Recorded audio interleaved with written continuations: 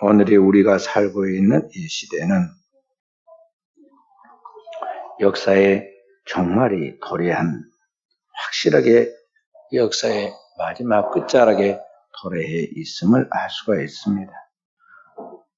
지금까지 인류의 역사 속에 이렇게 많은 시험과 재난과 재앙들이 겹쳐오지는 않았는데, 지금 처처의 기근과 홍수와 이상기온과 테러와 전쟁, 그리고 수없는 의학과 과학의 연구에도 불구하고 이름을 알 수 없는, 헤아릴 수 없는 질병들이 훨씬 더 많습니다. 그 외에도 우리가 막을 수 없는 자연의 재난들이 여기저기에서 벌어지고 있는 것을 볼 수가 있습니다.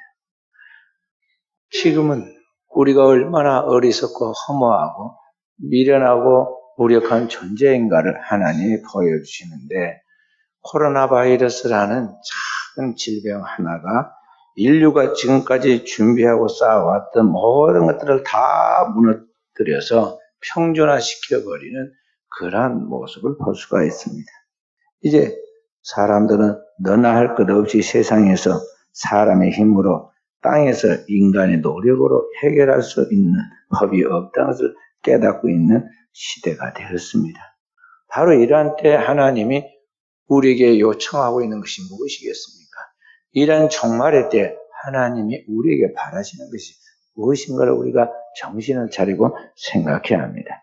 오늘 우리는 세상도 그리고 나도 다 사라지고 마는 이때에 정말 하나님이 누구신가에 대한 하나님의 하나님 되심, 하나님의 정체성입니다. 그리고 그 하나님 앞에서 티끌보다 더 작고 무익한 존재의 나라는 이 존재에 대한 자각, 곧 나에 대한 정체성입니다. 이런 것을 깨닫고 우리가 할 수 있는 것은 뭐냐면, 하나님 당신이 옳습니다. 당신이 하시는 모든 일은 잘 하시는 일이고, 그 앞에서 너희가 하나님의 말씀에 순종하겠습니다. 그의 계명을 따르겠습니다 하는 그러한 자세입니다. 하나님은 천지 만물을 창조하고 인간에게 주시면서 너는 땅 위에서 번성하라, 충만하라, 땅을 다스리라 그랬잖아요. 한마디로 이 땅의 모든 것을 하나님 우리에게 공짜로 주시고 권한을 위임해서 청지기로서의 삶을 살아가도록 축복하셨다는 것입니다. 그런데 그 하나님의 청지기가 되어 이 세상 만물을 다스리며 세상에 빛을 비추고 이 세상을 지키는 소금이 되어 살아야 하는데, 실제로는 우리가 그렇게 살았느냐? 세상의 빛과 소금으로 부름받은 우리가 그 청지기의 삶을 수행하지 못하여 오늘날 이 혼란, 이 혼돈이 나타났기 때문에 우리는 바로 그런 우리들의 그 모습을 주님 앞에 회개해야 하는 것이죠. 내가 하나님 앞에 죄인입니다고 진정한 회개를 해야 돼. 그 옛날 우리 죄를 짊어지고 흠없고 점 없는 우리 주 예수 그리스도께서 우리의 죄, 곧 인류의 모든 죄를 짊어지고 세상 죄를 짊어진 하나님의 어린 양이 되어서 십자가에 의해서 우리의 죄를 대속하였던 것 같이, 영원한 속죄로 대속하신 것 같이, 오늘 우리도 주님을 따르는 자로서 나의 십자가를 지고 주님을 따르는 순교의 정신을 따라 살아야 한다는 것이죠. 그래서 우리들에게 요구되는 것입니다. 그래서 주님께서는 삶의 우선순위를 딱 정해주기를, 너희는 먼저 그의 나라와 그의 의를 구하라. 그의 나라와 그의 의가 구체적인 행동상이 뭐냐? 이 땅에 있는 사람을 영혼으로 보고 영혼을 구원하는 데 최우선순위에 두고 거기에 가치를 두고 주님의 그 영혼 구원을 하는 일을 지상 명령으로 삼아라 하는 것이죠.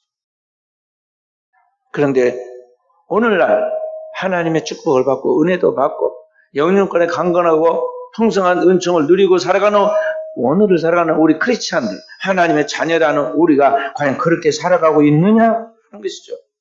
우리의 실체, 우리의 삶의 모습의 실체를 발견하고 우리가 자각해야 돼요. 2000년 전에 주님이 오실 때, 구약시대의 마지막 종말인 바로 그때, 밤이 깊을 때 낮이 가까워도 이 세상의 새로운 시대에 세상의 생명의 빛을 비추러 오신 주님께서 오셨을 때 유대인들을 바라보면서 주님이 무엇을 발견했습니까? 그들은 다 활동적으로는 하여튼 믿음의 가문, 아브라함과 이삭과 야곱의 하나님을 믿고 그들이 수천 년 동안 하나님을 믿어서 신앙에 경건한 사람들로서 모태신앙인 중에 모태신앙인으로 율법으로는 흠이 없고 그렇게 해서 하나님의 모든 축복은 다 그들을 통해서 받을 것까지 보였던 그 시대의 사람들을 주님이 바라볼 때에 껍데기가 그렇다는 것이고 사람들의 꾸며는 이력이 그렇다는 것이 실제로 그들의 참 모습은 너무나 형편이 없었어요. 그래서 주님은 직설적으로 그냥 표현하기에 너희는 외식하는 자들이다. 비유를 말씀하기를 너희는 회치던 무덤과 같다. 그리고는 그들에게 말씀하기를 너희 선민 이스라엘 믿음에서 아브라함의 후손 아니야. 너희는 뱀이고 독사의 새끼들이다. 목구멍은 열린 무덤이고 그 입에는 독사의 독이 나와서 수 없는 사람까지 죽이는 너희는 독사의 자식들이다. 그러므로 너희에게 예비된 것은 무엇이냐? 지옥이다. 너희가 지옥으로 들어갈 마지막 판결을 피할 수 있겠느냐? 아니다. 너희 머리 위에 돌이 떨어지듯이 심판이 너희에게 임박하였고 도끼가 그 나무 뿌리에까지 찍혀서 지금 들어오듯이 날이 들어왔듯이 너희의 종말의 끝이 다가왔다. 이제 찍히면 밖에 버려 불살라질 것이다. 마치 곡식을 거두는 농부가 알고 모아 곡간에 들이고 쭉쭉이는 불에 살르듯이 지금 너희는 바로 그 임박한 종말의 끝에 와 있다. 자각해야 한다. 주님이 뭐 달래고 설득하고 그럴 시간이 없어요. 그 시대 영혼들에게 확실하게 지금 회개하여 구원받지 못하면 바로 지옥이다. 너무 다급하니까 주님께서 막 이것저것 사람들처럼 예의를 지키고 체면을 따지고 그렇게 하자고 바로 막 직설적으로 말하잖아요. 나 지옥이다. 회개해라.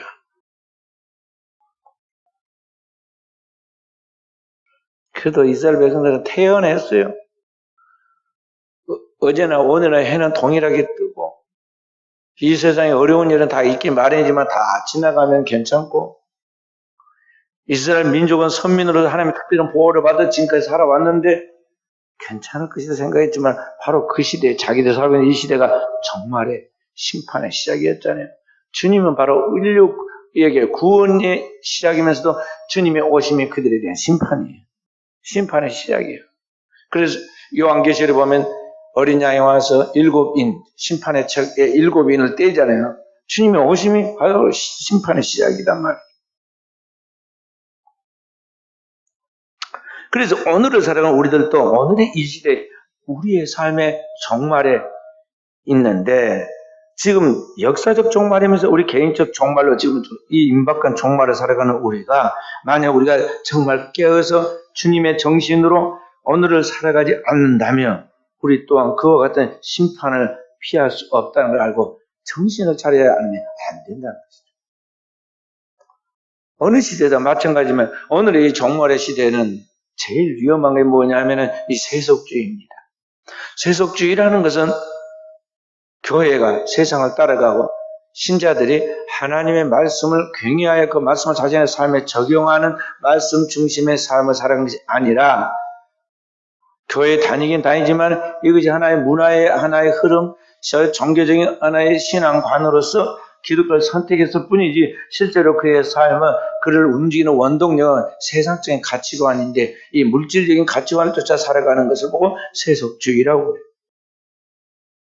그래서 사람들이 삶의 우선순위를 돈과 경제적인 환산에다가 우선순위를 두고 나갑니다. 그렇게 하다 보니까 영적인 것들이 다 틀어져가지고 하나님이 성령이 그렇게 하면 안 된다. 세미하게 말씀하고 때로는 주의 종이 신방을 가서 말을 하고 강단에서 매 주일마다 예배 때마다 선포대에서 그에게 들려주고 있지만은 그 성령의 음성을 거스릅니다. 그리고 하나님의 교회는 영혼의 어머니처럼 교회에서 가르치듯이 집에서 가르치듯이 교회를 통해서 성도들을 가르쳐서 나아가는데 그 교회의 질서와 권위까지 도전하고 대적하기 시작합니다. 그래서 하나님의 말씀에 귀로 안 들리고 마음으로 생각이 안 나고 그 말씀을 따라 아픔이나 그 말씀을 따라 영혼의 기쁨이 없는 거예요. 예수님 당대 유대인들을 바라보면서 뭐라고 말씀합니까? 피리를 부르도 춤추지 않고 곡을 하여도 울지 않고, 그러니까 영적으로 죽어 있으니까 죽은 송장이 거기에 뭐 와서 울고 불고 한들 그거 뭐 알겠어요? 거기에 반응하지 않잖아요. 너희가 지금 죽은 송장이다. 회칠한 무덤처럼 꾸며놨지만 생명력이 없는 송장과 같다는 것이죠. 그리고 우리는 항상 지금 현재 오늘 나의 삶이 내 인생의 최고의 구원의 순간이기도 하고 또한 내 삶이 지금 하나님의 심판의 순간도 된다는 걸 알고 지금 오늘 여기에서 하나님을 만나든지 하나님의 은혜를 받고 내가 주님의 거룩한 성화된 하나님의 사람으로 삶을 살아가든지 그렇지 않으면 이 죽정이처럼 우리는 우리 바람에 불려 날아가는 이 시대의 그러한 유행과 그 풍조와 그 심판에 날아가 버리는 겨우 같은 사람으로 끝나든지 둘 중에 하나의 그런 선택의 위치에 놓여 있던 걸 알고 우리는 하루하루를 순간순간을 그렇게 깨어서 자기 자신의 삶을 자리매김해야 한다는 것이죠. 그래서 저는 옛날에 하루도 참 시간이 길고 할 것도 많고 할 수 있는 시간도 여유가 있다고 생각했는데 이게 세월의 흐름과 함께 지금 한 주간 단위로 한 주간이 그렇게 빨리 지나가요. 분명히 엊그저께 주일 지났는 것 같은데 다시 주일이 또 다가옵니다. 한 주간. 그리고 며칠 안 지난 것 같은데 벌써 한 달이 막 지나갔죠. 인생을 살수록 그 시간의 속도와 흐름은 빨라지게 그렇게 느껴지는 것입니다. 그러면서 인생이 끝이 나는 거예요. 끝이 나는. 그래서 오늘 우리는 하나님 앞에서 이 시간의 한계 안에 살아가고 있는 내 인생을 소중하게 생각하고 하루하루 오늘을 어떻게 하나님 앞에서 하나님이 원하신 뜻을 따라 하나님을 기쁘시게 하는 자로서 그리고 내 뒤돌아 내 인생의 후회가 없도록 살아갈 것인가에 대하여 그렇게 살기로 순간순간 하나님의 지혜를 구하고 기도하며 결단해야 하고 그렇게 살지 못한 것들은 그냥 그럴 수도 있지 그렇게 생각해서는 안 되고요. 애통해야 돼. 내 인생을 하나님의 달란트를 땅에 묻어서 낭비한 그 어리석음과 죄에 대하여 하나님 앞에서 통해 자복해야 한다는 거예요. 왜냐하면 이런 게 다 하나님 앞에 헤아려져서 축적돼서 마치 가을이 되면은 알곡과 죽정이가 딱 한 걸음 나듯이 내 인생의 결산이 주어지고 심판을 통해서 영원한 하나님 앞에 영생의 안식을 누리느냐 아니면 영원한 영벌의 지옥에 떨어지냐가 결정되기 때문에 우리는 그러한 것입니다. 구약 성경 출애굽기 후반부 이야기가 민수기인데 민수기 12장 3절에 보면 모세를 이렇게 말하는 거예요. 모세 하나님 앞에서 가장 온유한 사람이 있으니 그 이름은 모세라 그랬어요. 모세라 하나님 앞에 가장 온유한 사람이라고 그랬어요. 제가 볼 때는 온유한 사람이 아닌 것 같거든요. 왜냐하면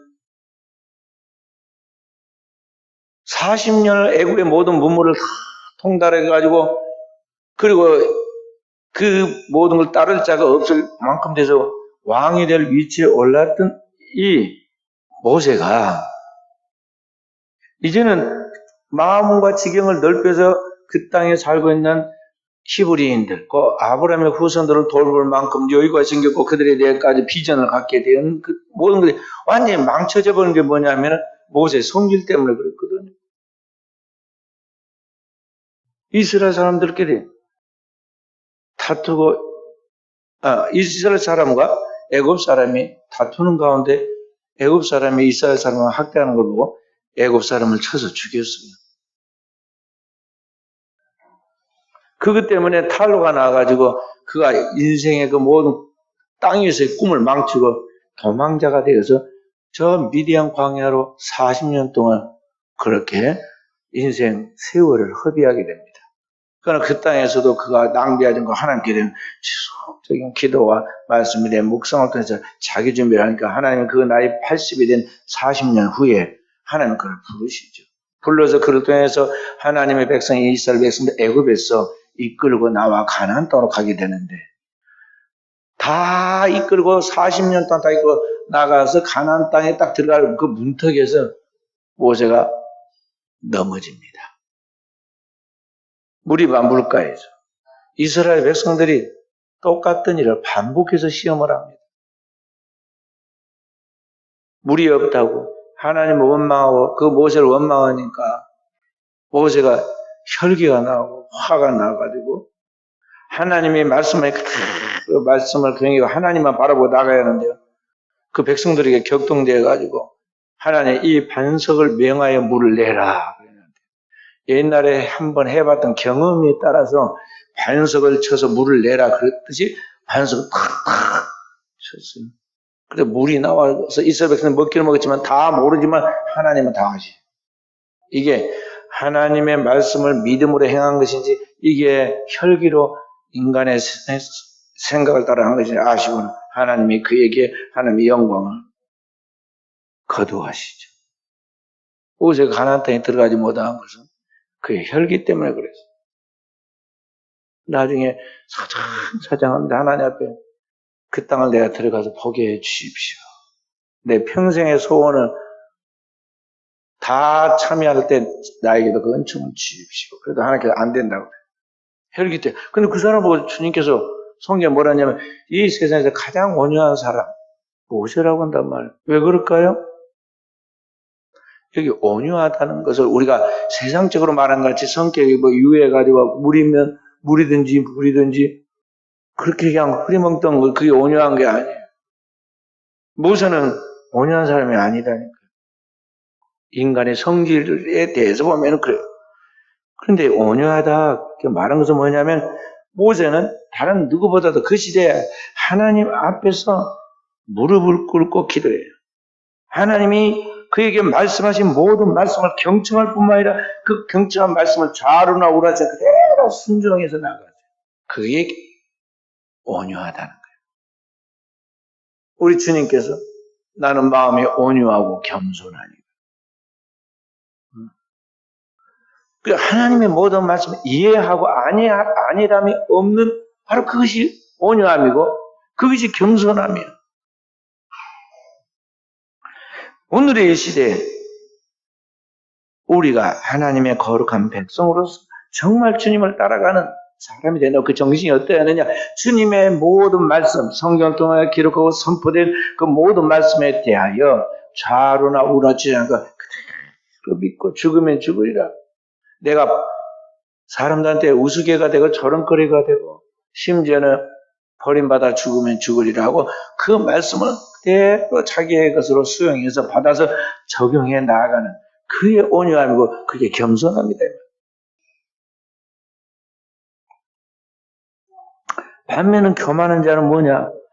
그 하나님의 말씀이 들어졌는데도 불구하고 하나님의 말씀은 그냥 귀로 듣고 한 귀로 듣고 한 귀로 흘리는 피상적인 말씀으로 그냥 그 순간에만 듣고 마는 거예요. 주일날 선포를 들었다 그리고 듣고 그냥 한 번 더 귀로 지나갔다. 그런 모두 항상 자기의 고정관념, 세상으로부터 세상적인 그런 방송과 뉴스와 지식으로부터 습득되어 있는 경험되어 있는 자기가 알고 있는 그런 것들이 자기 안에 가치관으로 형성되어 그의 생각을 움직이고 있는데 바로 그런 생각을 따라 살아가면서 하나님의 말씀에 순종하지 않는 것 그게 교만이에요. 그렇게 나가는 결과는 뭐냐? 교만은 패망의 선봉이라 하는 말씀처럼 그렇게 사는 삶의 결국은 파멸입니다. 파멸. 성경은 하나님은 교만한 자를 물리치시고 겸손한 자에게 은혜를 주신다. 성경에 그 대표적인 사람이 나옵니다.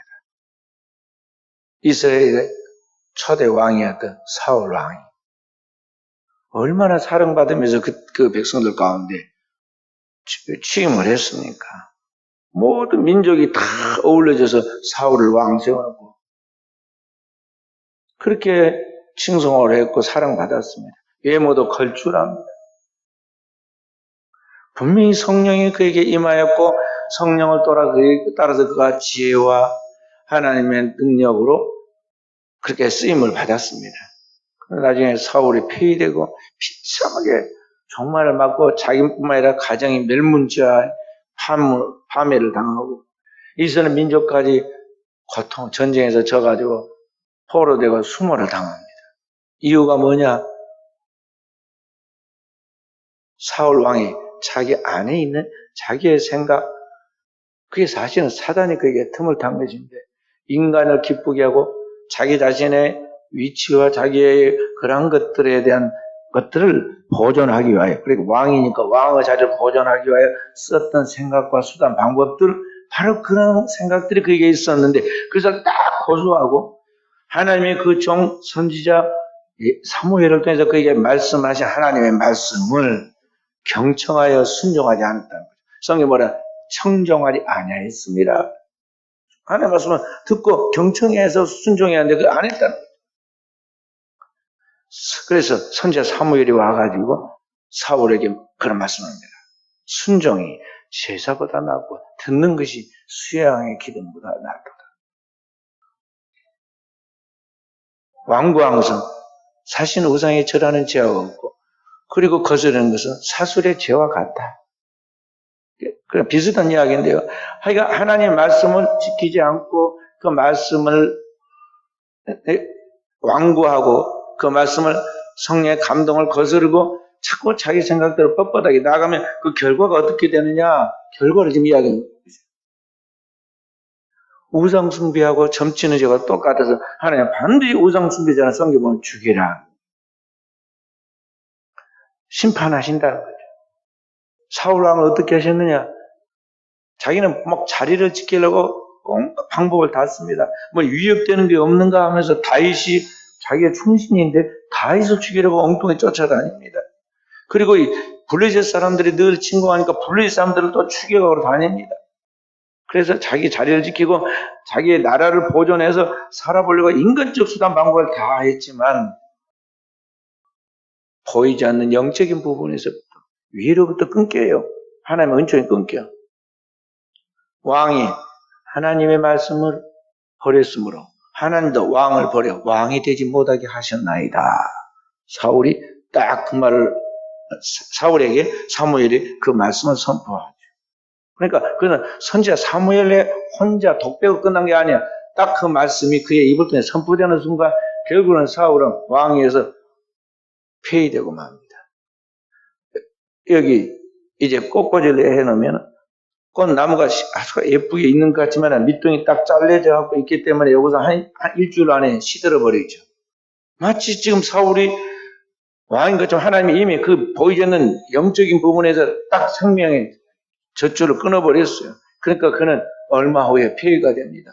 실제로 이제 왕의 자리를 보존하지 못하게 되어가지고 온갖 어리석은 짓을 다 하다가 마지막에 비참하게 그가 완고하게 나아가면서도 믿음 있는 척 하면서 이스라엘에서 많은 우상 숭배자를 쫓아냈는데 자기가 그 사람들 찾아가서 싹싹 빌면서 뭔가 예언을 해달라고 그랬는데 점치는 엔돌의 여인이 그에게 저주를 막 퍼붓었습니다. 귀신 들린 여인이 속이는 영으로 와가지고 선지자 사무엘인 체 하면서 막 사울을 저주해버려. 너 오늘 밤 죽어서 나와 함께 저 지옥에 떨어질 거야? 하면서 막 이야기를 합니다.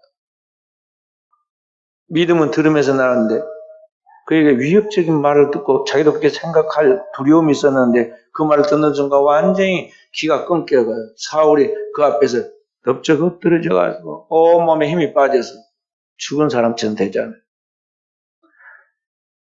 병 주고 약 준다고 엔돌의 여인이 너무나 짠하게 생각이 들어가지고 그 사울 왕에게 자기 집에 기르는 비싼 송아지를 잡아다가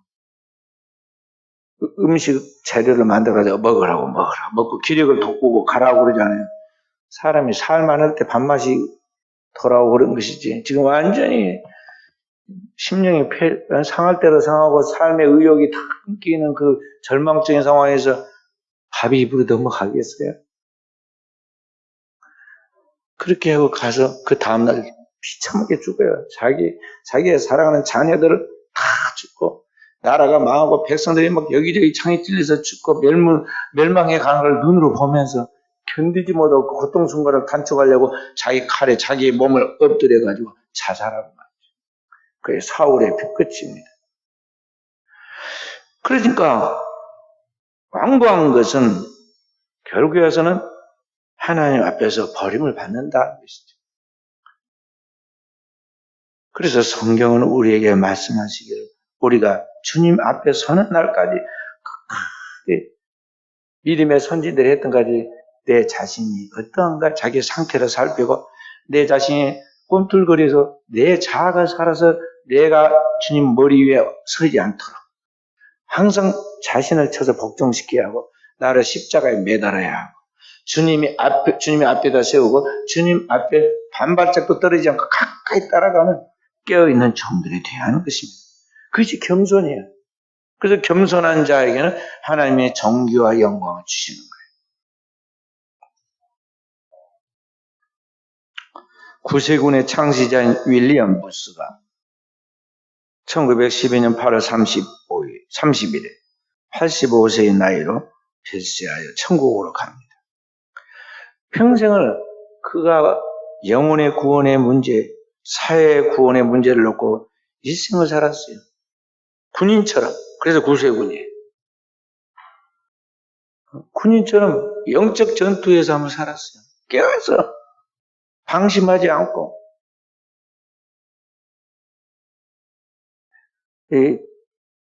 그렇게 사는 정신이 그게 올바른 거예요.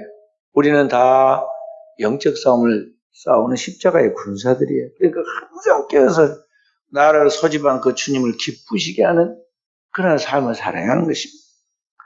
그가 85세가 되어 천국 갈 때 너무나 이제 노쇠하고 힘이 다 빠져가지고 눈이 실명 상태까지 갑니다. 항상 우리 몸이 아프고 안 좋으면 눈이 흐리되고 안 보이고 그러지 않아요? 이분은 완전히 이제 다 기력이 빠져나가는 눈이 쇠해졌습니다. 그런데 그 마지막 순간에도 그렇게 외쳤습니다. 나는 싸우리라. 이 세상에 가난하고 원통한 자, 소외되고 고독한 자가 있는 한 나는 끝까지 싸우리라. 죽는 순간에도 의식을 놓지 않고 영적 싸움을 싸워서 하나님의 백성들을 지키고 그들을 주님 앞으로 인도하게 하는데 최선을 다하겠다는 그러한 자세예요. 그러한 신앙의 고백을 드렸다는 것이죠. 그렇게 영적인 자세를 갖고 기도하다가 생을 마치게 되는데 이와 같은 크리스찬의 바른 영성과 삶의 등이 어디에서 오느냐? 주님을 믿는 그 진실한 믿음 속에서 흘러나오는 성령의 권능 속에 이러한 참된 믿음이 그 안에서부터 나오게 된다는 것이죠.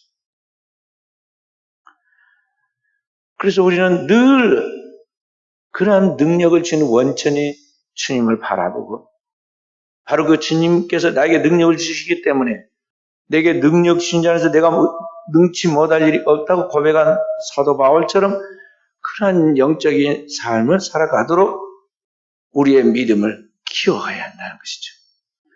그러니까 이 육체가 원하는 대로 살면은 반드시 결국에는 육체의 생각은 사망이에요. 육체를 살아가면 그 결과가 좋지 않아. 내 몸뚱이가 편하고 싶어 하는 대로, 내 눈이 보고 싶어 하는 대로, 내 입맛이 맞고 싶어 하는 대로, 내가 육체적으로 놀고 싶어 하는 그러한 습성대로 살아가면은 결국 좋은 결과가 나오지 않는다는 거죠. 영의 소원을 성령이 우리의 영혼에 깨우치고 성령이 우리 영혼에 알려주신 그 영혼의 소원을 따라 삶을 살아가야 하는데 바로 그런 선택들 매일 매순간 하게 되는 거죠. 진짜 죽게 생겨가지고 죽을 자리에 들어가는 상황이 아니면요 절대 타협하면 안 돼. 구약에 보면은 엘리야의 후계자 엘리사가 나오는데 수많은 사람을 살렸는데 마지막엔 자기가 죽게 됩니다.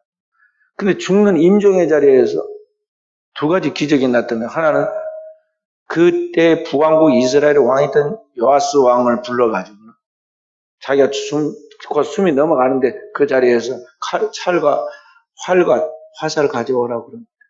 왜 그런 거대? 가져오니까 동편 창문을 열으라고 그래요. 아람 나라가 있는 동편 창문을 열고 왕에게 활과 화살을 잡아서 쏘라고 그럽니다. 동편 창문을 왕의 활, 뭔 뜻인지도 모르고 활을 쏘았습니다. 그 다음에 화살을 잡으라고 그럽니다. 잡았습니다. 땅을 치소서 땅을 때리라고 합니다. 무슨 영문이 뭐냐면 땅 세 방 때렸습니다. 지금 사람이 죽어가는데 거기서 한 몇 번, 막 10번 뭔 신이 났다고 때리겠어요. 그러니까 세 번만 때린 거예요. 그랬더니 숨이 깔딱깔딱 넘어가는 선지자 엘리사 화를 왕한테 무슨 힘이 있는지 화를 발칵 냅니다. 왕은 대여섯 번을 쳐야지 왜 세 번만 때리고 마느냐. 그래서 이제 하나님은 당신의 믿음대로 아람 나라를 치되 세 번만 싸워서 이길 것입니다. 쏘는 것은 이스라엘의 구원의 아람 나라로의 위협으로부터 이스라엘의 구원의 화살이고 세 번 때린 것은 세 번 이긴다는 것인데 대여섯 번 때려가지고 완전히 진멸하기까지 하는데 당시 세 번만 때려 세 번만 그랬다고 하는데 실제로 그런 나중에 꼭 그대로 이루어집니다.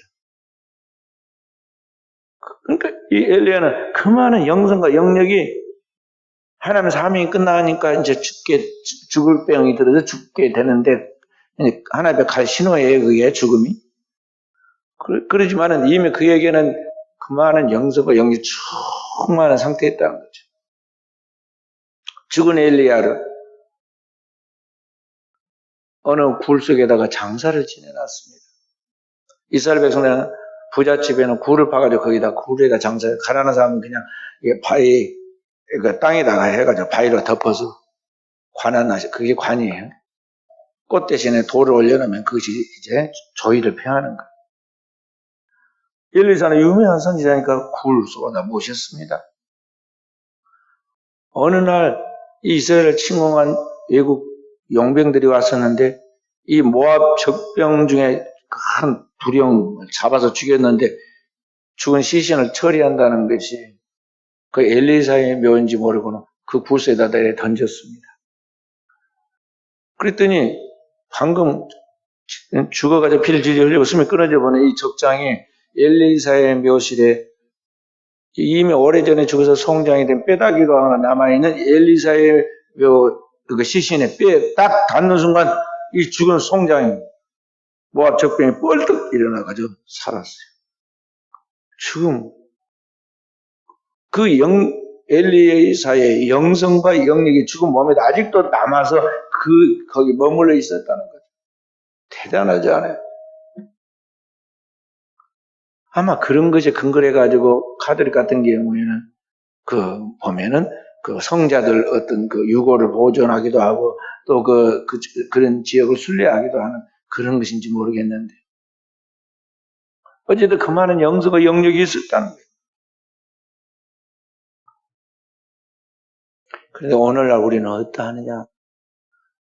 밥도 잘 먹고 그래서 키도 이렇게 이제 밥도 잘 먹고 우유도 잘 먹고 잘 먹어가지고 키는 이렇게 좀 막 크고 얼굴은 반들반들해갖고 기름기도 넘치고 잘 먹어서 목소리도 크고 그러지만은 문제는 기도 많으면 소리가 없어져요.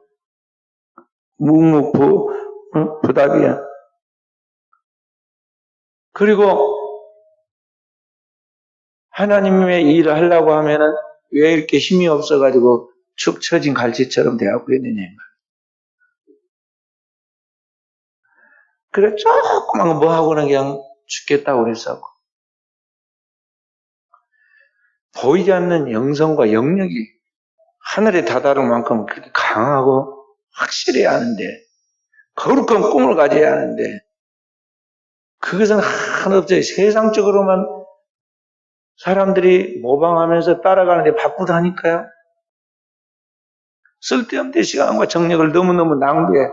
애기나 어른이.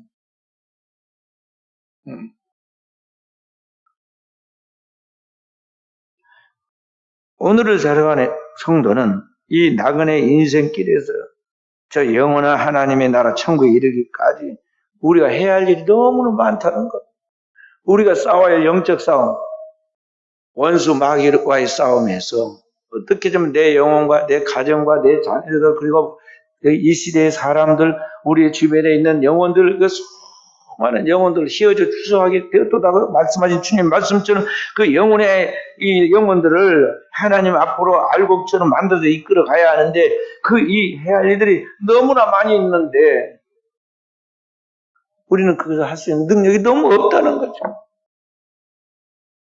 그 여기저기 쓰러지고 무너지고 상한 널브러져 있는 시신과 같은 모습들이 너무나 많다 하는 것입니다. 그러니까 진짜 깨어 있으면요, 기도하는 것이 너무 많기 때문에요, 전부 다 어떤 생활을 정리하게 되어갖고 있어요. 기도를 해야 하니까 다른 무엇보다도 그 영혼들을 놓고 먼저 기도해 하나님 일하시니까 기도해야 돼. 이기적으로 너는 너고 나는 하니까 알아서 하고 다 자기 운명이다 그렇게 생각해 버리면 편하겠죠. 그렇지만 주님 말씀하기를 만약에 내 곁에 있는 영혼이 하나님의 복음의 말씀을 듣고 하나님의 경고를 듣고 돌이켜야 하는데 그 선포하도록 대언하는 사람이 너인데 네가 만약 그 말을 대언하여 그것을 경고하지 않았다면 그 빛값을 내가 내게 찾는다고 했죠. 우리는 주님이 그렇게 우리에게 직설적으로 표현해서가 많이 아니라 주님의 마음, 하나님의 마음으로 영혼을 사랑해서 우리와 아무 관계도 없고 하나님 앞에는 원수되어 있는 죄인의 괴수된 나를 주님이 찾아오셔서 자신의 모든 걸 내어주신 것 같이 그 주님의 마음이 주님의 사랑을 가지고 우리가 영혼들을 바라보고 영혼들을 긍휼히 여기고 이 영혼들을 어떻게 함께 더불어 하나님 앞에 살아가게 만들 것인가에 대하여 그런 것들을 기도하고 생각하면서 우리가 이 땅에서 삶을 살아갈 때에 오늘 성도들은 기도하지 않을 수가 없는 거예요. 왜냐하면 내가 너무 무력한 줄 알기 때문에 하나님이 일하시지 않으면 도저히 안 된다는 걸 알기 때문에 그렇게 기도하게 되었고 했어요.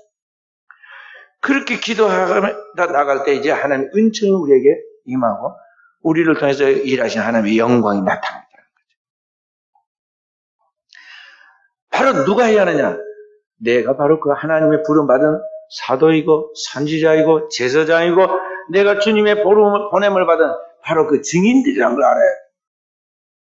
옛날에 우리 조상들은요, 자기가 그것을 운명을 개척해 나가야 하나님의 그 특별한 은총을 받은 사람이라는 것이 성경을 배우지 않았기 때문에 우리 조상들 뭐 되냐면 나보다 더 뛰어난 어떤 영험한 존재, 또 아주 굉장한 뭐 천리를 내다보는 도사 같은 사람, 뭐 이런 사람들이 어디 없는가 하면서 절에 고승이 없는가, 어디에서 산속에서 돌을 닦아서 상당 경제에 이런 그러한 도인이 없는가, 어디에서 아주 다 보면 알아맞히는 용한 점쟁이가 없는가, 맨날 그런 것만 기웃거리고 다니니까 영혼을 낚아채려고 하는 그 원수 마귀들이 속임수를 써가지고 얼마나 우리 조상들을 갖다 괴롭겠어요. 그 가난하고 없이 사는 사람들에게 달달이 제사 지내게 하고 부도하게 하고, 그래서 세계에서 가장 가난한 불쌍한 나라가 됐잖아요.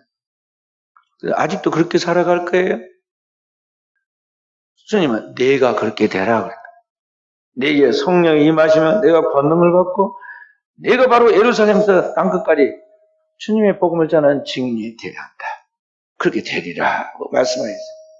그렇기 때문에 우리는 바로 그런 하나님의 꿈을 가지고 성령이 우리에게 주신 비전을 가지고 이 주어진 사명을 잘 감당할 수 있도록 해야겠어요.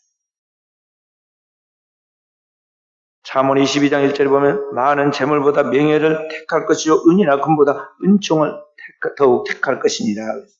돈보다도 명예가 더 중요하고 은이나 금보다도 하나님의 은총이 더 중요하다는 것이죠.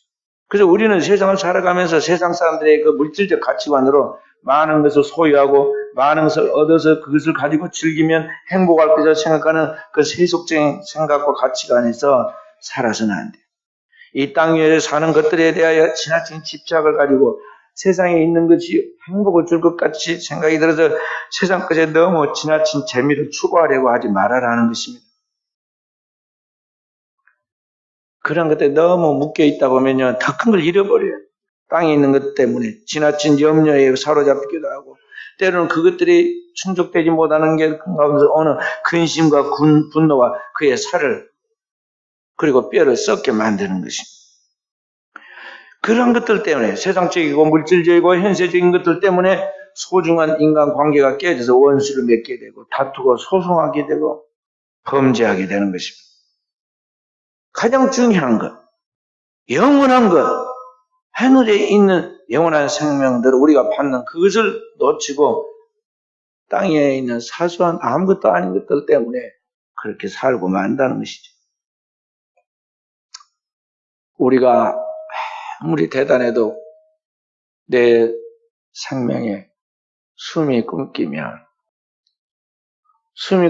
바로 그날 숨이 딱 떨어지는 그 순간부터 냉정하게 생각해야 돼요. 이게 시신을 가만히 둘 수 없으니까 땅에 묻어야 하는데 어디다가 어떻게 무리할 것인가? 나중에 가서 또 연락이 안 돼서 다른 말할 사람도 있을지 모르니까 가족과 친지와 이웃들에게도 알려야 하는데 이거 어떻게 할 것인가? 다 그 생각을 하게 돼요. 인생이 대단하고 장구하게 영원히 살 것 같지만은요, 어느 순간 나도 예측하지 못하는 순간에 죽음이 코앞에 와 있고 내 코에서 숨이 멈추는 그 순간이 불현간 다가온다니까요. 그때가 되면은 그가 뭐 대통령이 되면 뭐 국회의원이 되면 뭐하고 세계에서 회장님에 대해서 그룹을 이끌어가면 뭐 할 거예요? 다 허무하고 헛되게 되는 거예요. 그 모든 것들은 자기의 다음 세대 세계인 영원한 세계에 갈 때 그의 영혼을 보존하고 그의 영혼에 생명을 주고 그 영혼의 구원을 가져다 주지는 그런 대가를 치르지 못한다는 거죠. 아무 쓸데가 없어져요. 내가 지금까지 축적해온, 쌓아온, 그리고 확보해 놓은 것은 아무것도 아니에요, 그것은. 그리고 딱 죽고 난 그 순간부터는요, 아무리 나를 사랑했던 사람도 다 나를 기억하지 않아요. 다 지나가.